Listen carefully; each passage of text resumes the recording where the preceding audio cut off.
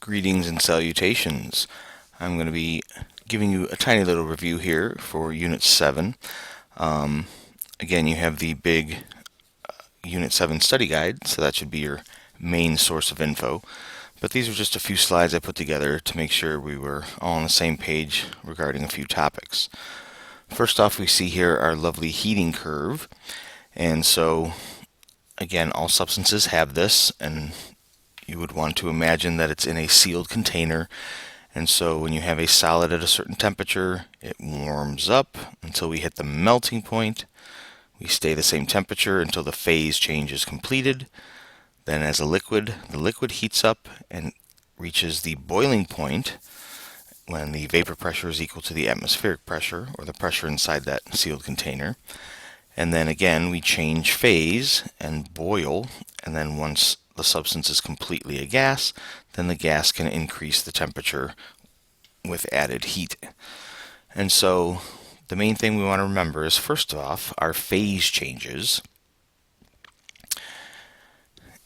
Those are looked at as far as energy is concerned in kilojoules per mole. Obviously, if I have 1 gram of water versus 1,000 grams of water, it would take a different amount of heat to melt that ice or boil that water.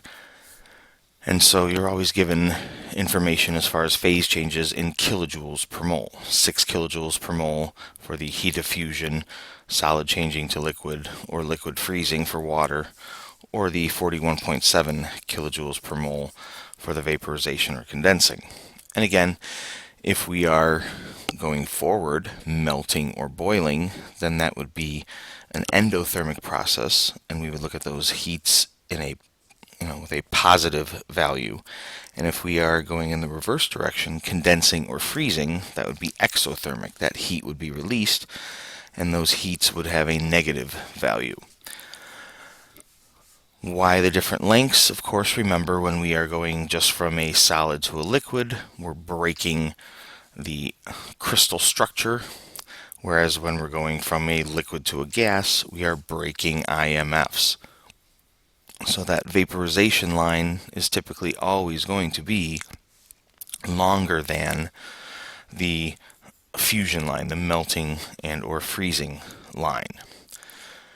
Then, as a little aside, every different substance can have a different length of line, so to speak, a different value for these heats. But specifically, if I'm looking at the heats of vaporization, when we look at different values for that, as we saw on our practices and quick checks, if you have a higher heat of vaporization, so water at 40.7 compared to acetone at 31.3, again, that's a reflection of the strengths of the IMFs. And so stronger IMFs, you would have a higher heat of vaporization because it's going to take more energy to break those IMFs and let those particles move independently. One thing we haven't totally discussed in length, when we look at these sloped lines, solid getting hotter, liquid getting hotter, gas getting hotter, if you look closely, you can see that there are different slopes. Now remember, if we're doing any calculations here, it's simply Q equals mc delta T. Again, dependent on mass, so the more of the substance you have, the more heat you would need to change its temperature. And then obviously the specific heat of that substance would be given to you. But why are there different slopes? Why does it look like the solid and gas have a more steep sloped line compared to the liquid getting hotter? And that's because we do see that the specific heat capacities are temperature dependent. And here we see the specific heat capacities in joules and also in calories for water between 0 and 100 degrees. And if you look, ice has a specific heat capacity of 1.96 joules per hold on. Someone came to the door. Okay, joules per gram degree Celsius. And gas, 2.08 joules per gram degree Celsius. And then everywhere in between that, we see we're pretty close to right around 4.2, 4.18. And that's the value that we've been using all the time with all of our calculations for liquid water. And the reason you see that, when I'm heating up liquid water, then I've got to heat up all these molecules that are attached together with IMFs. If I'm simply heating up a solid, I'm just making those particles that are in place vibrate a little more intensely. And as a gas, I'm heating up those particles that are independently moving, so I'm just increasing their speed. So there's a lot more energy required to heat up in the liquid phase, since all of those molecules are attached with our IMFs. Now we see our all information plotted in one diagram. So we see our phase change diagrams here. And so again, this line typically has this slope for most all substances, a positive substance. If it was a negatively sloped line, that would be for water.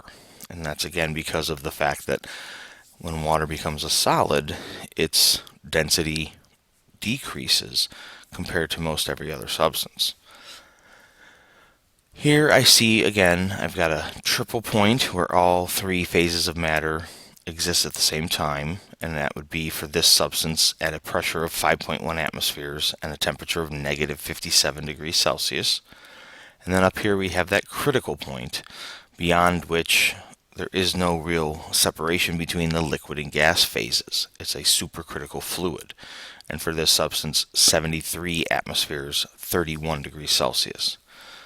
This happens to be the phase diagram for carbon dioxide. And here you can see, since the triple point is above normal room pressure, 1 atmosphere, this is why carbon dioxide can sublimate under normal atmospheric conditions. So at 1 atmosphere, if we have solid carbon dioxide right around here at negative 79 degrees Celsius, well below room temperature, we would see the carbon dioxide sublimate directly from the solid to the gaseous state, not salad. And so the other thing we can notice is that this carbon dioxide, if you have the gaseous state of carbon dioxide at room temperature, I could liquefy it just by increasing the pressure. So that would be like if we're right here, 25 degrees Celsius, 1 atmosphere. If I simply increased the pressure, eventually right around here at this pressure, I don't know, let's call it 40 atmospheres, I would see the gas turn into a liquid. Okay, so again, I could increase the pressure and I would see right here that the gas would be turning into a liquid. If I simply decrease the temperature of the gaseous carbon dioxide, eventually it would deposit and it would go back from being a gas into the solid state. Alright, so wrapping up here, boiling and vapor pressure, those are the two ways that we can really look at the strength of intermolecular forces with some data. So of course boiling occurs when our vapor pressure is equal to the atmospheric pressure pushing down on the liquid. If I have a low vapor pressure, that means I have a higher boiling point. So I'm going to have to add energy to get that vapor pressure up to equaling the atmospheric pressure. Why would I have a low vapor pressure? Because strong IMFs. And then the reverse. High vapor pressure means a lower boiling point, because I would only have to increase that vapor pressure a little bit to equal the atmospheric pressure. Why would it be a high vapor pressure? Weak IMFs. Those intermolecular forces would not be able to keep the liquid molecules liquid. They would want to be escaping and becoming a gas because they are not being held together very strongly. And the reverse of this we talked about with condensing. If you have gaseous mixture or separate gases all at the same conditions and I started to increase pressure, eventually I would get those particles, those gaseous particles, close enough together that the IMFs would take over and liquid would form. Well, the stronger the IMFs, the sooner that liquid would form. Weaker IMFs, it would condense after said strong IMFs. And then, of course, when we're going to be asked about describing what forces are involved, what and where are the forces, WTF, remember that your IMFs, your intermolecular forces, are found between particles in the liquid state of matter. And so we have our LDFs, every substance has them. The more polarizable the substance is, which is seen with an increased mass, or if we have similar masses, a longer chained molecule, then those would have greater London dispersion forces. And again, just because they're the weaker of the forces, they can add up and they can overtake and surpass dipole-dipole interactions, which we see here next. These dipole-dipole interactions, sometimes you'll see the word induced in front of that, just meaning like you have to have another molecule nearby in order for those dipole-dipole interactions to occur. You must have a polar substance. Okay, if you have a molecule that has polar bonds but a symmetrical geometry, then we have a non-polar substance, and there would be no dipole-dipole interactions between those molecules. So remember some of our special polar bonds, things with oxygen and chlorine. But then again, you're looking for that very special dipole-dipole interaction when hydrogen is bonded to nitrogen, oxygen, or fluorine. Those are all polar bonds, but they're very polar, and that gives us our hydrogen bonds. And those are our strongest intermolecular force, and as it says there, we get some pretty high boiling points to some relatively small molecules, like water.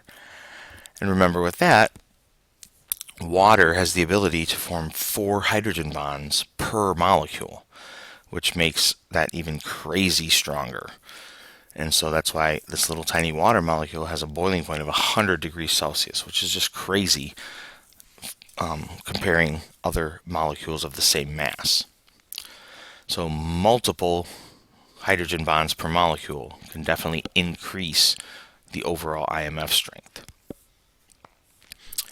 And then when we look at IMFs and dissolving, we are simply looking at molecular interactions, solutes and solvents.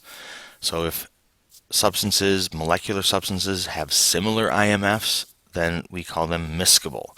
So whether totally both nonpolar or totally both substances having hydrogen bonds, then those molecules can get in between each other, miscible. If not, then we see that separation layer, and we say immiscible, not miscible. But that doesn't mean there's no interaction. If you went to the molecular level, you would see some interactions, since all substances do still have LDFs. When ionic compounds are dissolving, we're taking apart those ions. Remember, the ions are held together by Coulomb's law, lattice energy.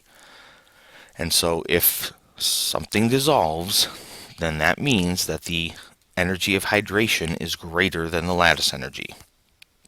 If something does not dissolve, the energy of hydration is less than the lattice energy. Okay, something slightly dissolves, then the energy of hydration is just slightly greater than the lattice energy.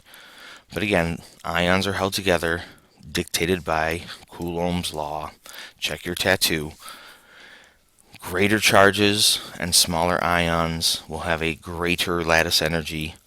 Smaller charges, larger ions, lower lattice energy. But again, you'll be told whether or not something is soluble, and then you have to describe why based on that fact. So even if you think the ion is large, if it's dissolving, then that means the energy of hydration was able to overcome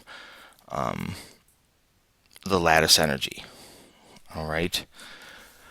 Hope this helps, and good luck on your individual test coming up and then on the group test, and I will see you soon.